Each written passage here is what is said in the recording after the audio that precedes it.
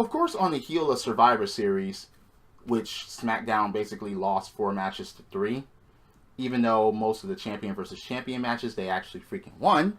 But Sane O Mac comes out and calls out Owens and Zayn because of once. Okay, look. Owens and Zayn actually came out during the Survivor Series match and attacked Shane, and Shane fended them off with chairs. He wants an apology, and he's about to fire them. Okay, we already know that they're not going to fire Sami Zayn and Kevin Owens. We already know that that's not going to happen. We already know, unless they go to Raw. I don't see it. No. But then Daniel Bryan comes out and he's like, okay, instead of firing them,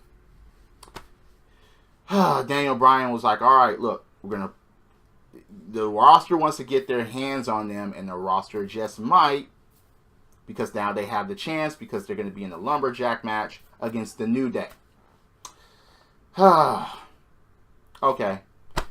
He also said that he had to send Randy Orton home because Randy wanted to get his hands on Owens and Zayn, and I'm like, okay, yeah, a tough way to tell your crowd that Randy Orton isn't here tonight.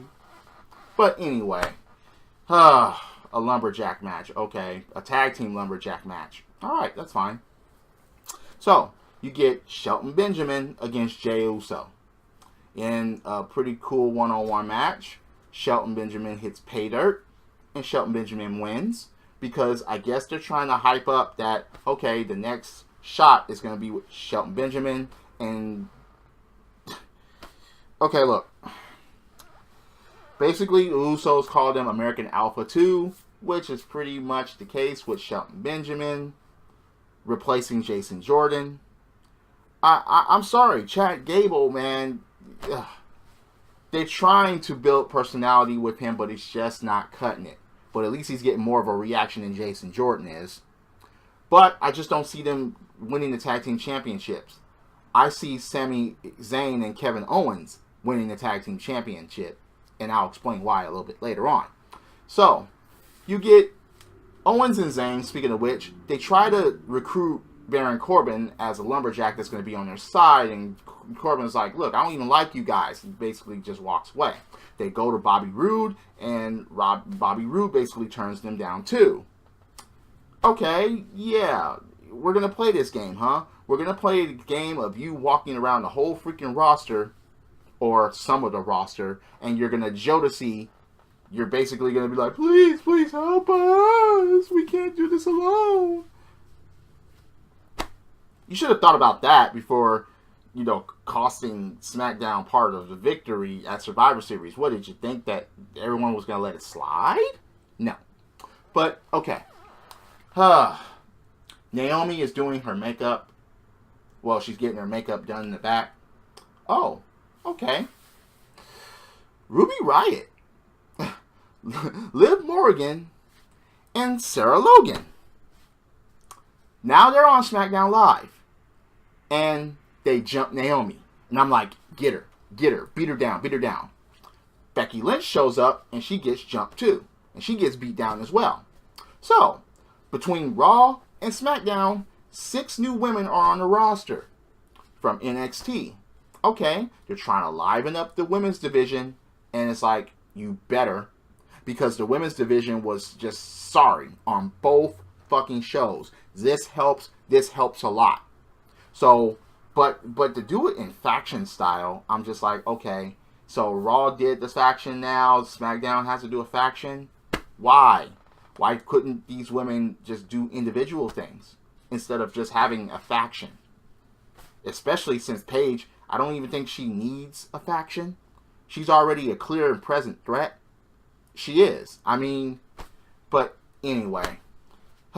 Shane gives props to Daniel Bryan because Shane is like, okay, I had time to cool off. Yeah, it's good that we didn't fire him. All right, but maybe we'll do that after the show ends, after they lose tonight. And he actually gives Shane actually gives Daniel Bryan props for bringing the 3 women from NXT to SmackDown Live and making the lumberjack match, and Sane O Mac leaves. He goes to his hotel. He says he's going to watch from there. To watch Sami Zayn and Kevin Owens get decimated and maybe get fired afterwards.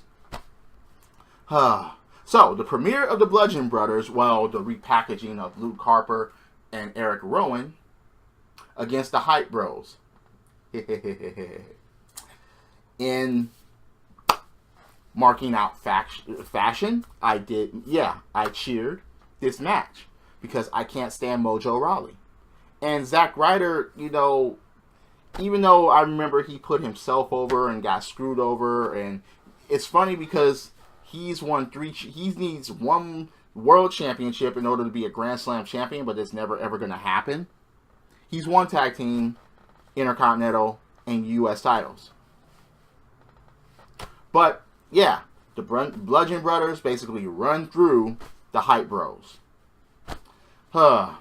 So Natty gives props to Charlotte about getting the title last week, and I'm just like, all right. So basically, you're saying that, yeah, she actually gave her props about even Survivor Series, but she even said that her cat could have beaten Alexa. Oh, God. And I'm just like, all right. But she's like, tonight, yeah, it's going to be different. It's going to be my time. I'm getting my title back, and I'm going to have it forever. Anyway. So, AJ Styles comes out, and he talks Lesnar. Because he talks Survivor Series, and he's like, I wish I would have came out here under different circumstances. Yeah. And she talks about the whole Twitter thing of, yeah, you know, great job, AJ Styles. You know, you just came up a little short. But he ends up calling out Jinder Mahal because he knows Jinder Mahal wants a piece of him. Jinder Mahal goes up with the Titantron, basically, and he's like, nope, on my terms, no, at Clash of Champions. Okay, fine. And what happens is that the Singh brothers actually attack AJ Styles from behind. Didn't last long. AJ turns the tide and basically decimates them. He even put one in the Styles Clash. So, wait a minute. After that, a match gets made between AJ Styles and the Singh brothers in a handicap match for next week. He just got attacked from behind from both of them and then just ran through them in seconds.